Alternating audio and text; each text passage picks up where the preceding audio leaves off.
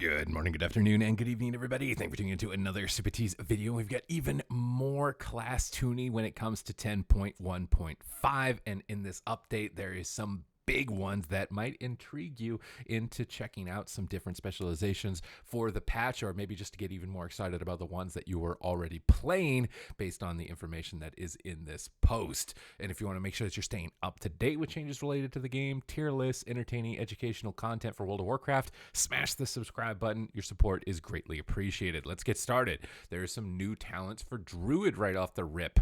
Rising Light and Falling Night. Rap God increases your damage and healing by 3% during the day and increases your versatility by 2% during the night. This is going to be really nice for PvPers at night, getting more versatility. This might mean that you can also take some versatility off of your gear in PvP and get more haste mastery pieces or maybe more haste mastery gems. So this seems to be a very good talent.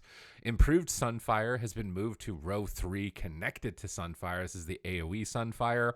I've been choosing to opt out of this talent for my single target build, just so it doesn't break crowd control effects. So I'll have to wait and see where this ends up lining up. Hopefully I can still avoid it if I need to. Rising Light and Falling Night will occupy the improved Sunfire's previous location. So I think I'll be able to get this. You'll have to sacrifice some sort of self-healing, though, I think. Mind you, I don't think we're going to play Nature's Vigil in this patch, so you can probably get it pretty easily because of that. Restoration and Balanced Druid starter builds have been updated. For Feral Druid, developers' notes, Dire Fixation is a new talent Feral Druids can take to focus on single target damage. The changes to Rampant Ferocity allow its value to be tuned independent of Ferocious Bite's damage.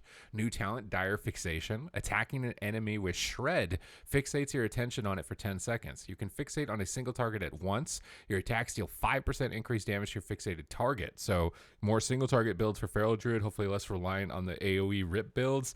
Going to be really good for kind of comp and build diversity for Feral Druid if this thing ends up working out. Primal Claws has been removed. Dire Fixation is located in Primal Claw's previous location. It's a 1-rank talent. Rampant Ferocity has been redesigned. When you attack an enemy with Ferocious Bite, you also deal damage per combo point spent to all nearby enemies affected by your rip. Damage reduced beyond 5 targets. So you're also getting a kind of cool like AoE burst ability as well. So Druid's getting some pretty big W's here on 10.1.5 right off the bat. For Restoration, we are shifting power out of Nature's Vigil and into Restoration Druid's active spells, which means that all of your damage abilities will be increased by 15%. Could be interesting. I mean, Star Surge might be hitting pretty hard here. In 2v2, this is going to be really strong, but in 3v3, possibly not so much. I think, lowering the mana cost of damage spells for healers would be another step in the right direction for making healers more enjoyable. So that way you can participate damage without potentially sacrificing healing your group in the future and losing out on whatever content it is that you're in. But definitely a big win for Druid so far here in this patch update. Augmentation Evoker, we don't get to see a lot about them, but they're getting an update here now. Ignition Rush is going to reduce the cast time of Eruption by 40% up from 30, so your eruptions are going to be very fast, and this is going to allow you to keep up your buff. Enemies can now only be affected by Upheaval's knockback effect twice within 3 seconds. This is likely so that mobs don't, permanently get knocked up. Maybe that if you have multiple Augmentation Evokers or something like that, people were cheese stacking them over and over and over and over, and mobs couldn't cast spells. Might have some impacts in PvP. Again, I don't think it will unless you're class stacking too many of these. Would you run double Augmentation Evoker? We're going to have to think about that later. Shifting Sands for Mastery. Time Walker has been reduced by 26%. For example, level 70, 180 Mastery rating now grants 0.4% versatility via Shifting Sands was 0.54%. So just an overall group damage reduction. Tuning change. Nourishing Sands now causes your next Emerald Blossom to cost no essence if talented into Dream of Spring. This is probably good because Emerald Blossom, I wasn't sure if you were going to be able to really fit it in at all. Momentum Shift now lasts 6 seconds down from 8, and the duration is now increased by Mastery Time Walker. And Essence Burst and Leaping Flames now have their duration increased by Mastery Time Walker, so a little bit more synergy within your kit with your Mastery for an overall value reduction. For Fire Mage, Mage is getting some of the biggest updates I have ever seen. It's a really good patch to be a Frost Mage, I think. But Fire first, Phoenix Flames will now generate 1 stack of Field of Burn. Field of Burn increases Mastery per stack by 2 down from 4, so Fire is seemingly getting some nerfs here. Searing Touch is going to increase Scorch damage by 175% when the target's below 30, up from 150%. Really really trying to bring that Scorch Execute back. Scorch has basically been a dead ability, so it's nice to see it get a little bit of attention here. Fire Mind is only going to increase your intellect per stack by 1%, down from 2. Fever and Incantation critical strike damage increased up to 8%, down from 10. Wildfire now increases critical strike damage by 3 to 6, was previously 4 to 8, and increases critical strike damage by an additional 2 to 4 when you activate Combustion, down from 3 to 6. So really big nerfs overall for fire. Sun King's Blessing increases your Dex Pyroblast or Flame Strike damage by 275%, down from 300%. And Hyperthermia will no longer trigger while combustion is active. The tooltip has been updated to reflect this change. Fire was going to be absolutely bonkers, so I'm not surprised to see it getting snipped a little bit. To see how impactful it is when it ultimately comes out, but it's definitely going to get more tuning, I think, in the direction of nerfs moving forward. Frost Mage, look at these changes, guys. Icy Veins cooldown reduced to 2 minutes from 3, and haste has been reduced to 20%. So a little bit less value, but you're going to get it more frequently.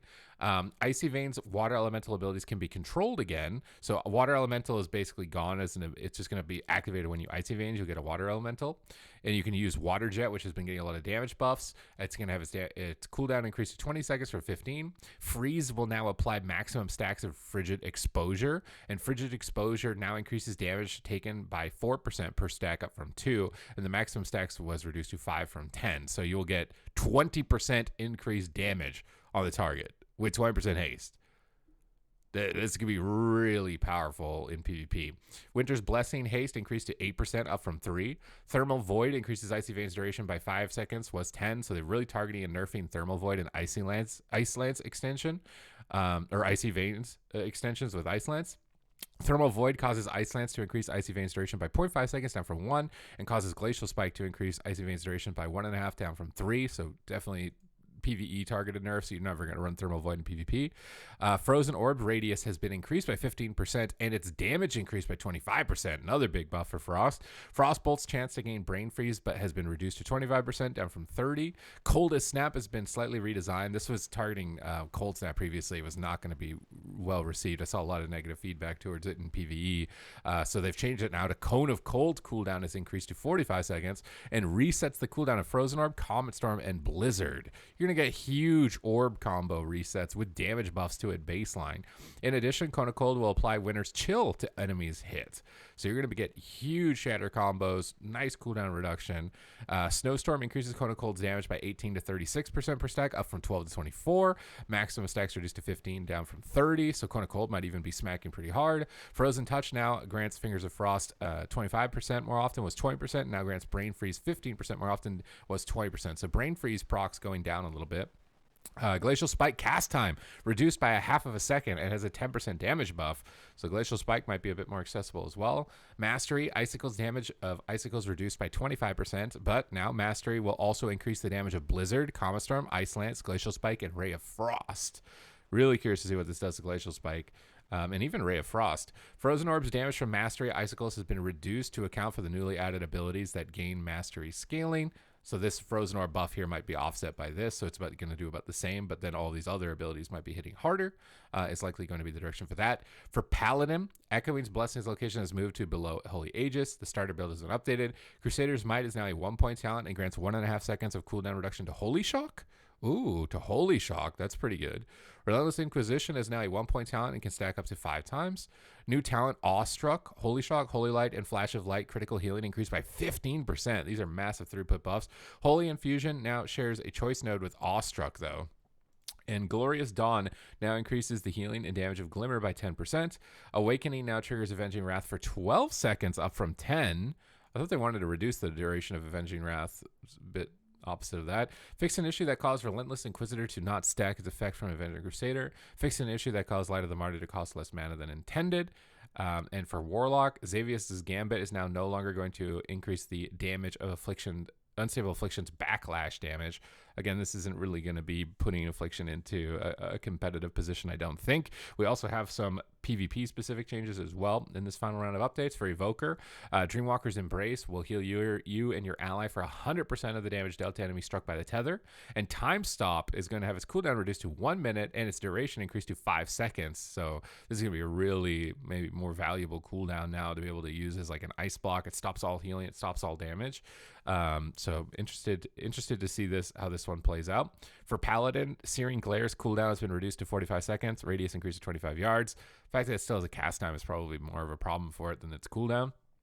Glimmer of Light now deals 50% damage in PvP, was 75%. Now it deals 50% damage, was 75%. Is this a nerf or a buff?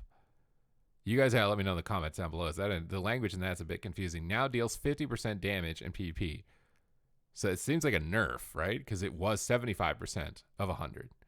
So Glimmer maybe getting nerfed a bit here. For Affliction, Deathbolt is gonzo. You're getting a new talent, Oblivion. Unleash wicked magic upon your target's soul, dealing shadow damage over 3 seconds. Deals 10% increased damage, up to 30% per damage over time effect you have active on the target. So just turn Deathbolt as like an immediate nuke into a dot that likely can be dispelled. Kind of a nerf, I think. Again, Affliction really needed some kind of crowd control or utility to be able to hold people in one position. That's just really what it's lacking compared to the other Warlock specs. Like Destro's got coils to hold people and pin them. Demo's got everything to hold them and pin them. And Affliction just got nothing. But this is a big win for Frost Mage for sure. And definitely Holy Paladin as well. With the changes, and Druids, to be honest. So really big update here for 10.1.5. If there's any more in the future, again, they will be updated here live onto the channel, so you'll never miss a beat. Other than that, thank you very much for watching the video, and I will see you in the next one.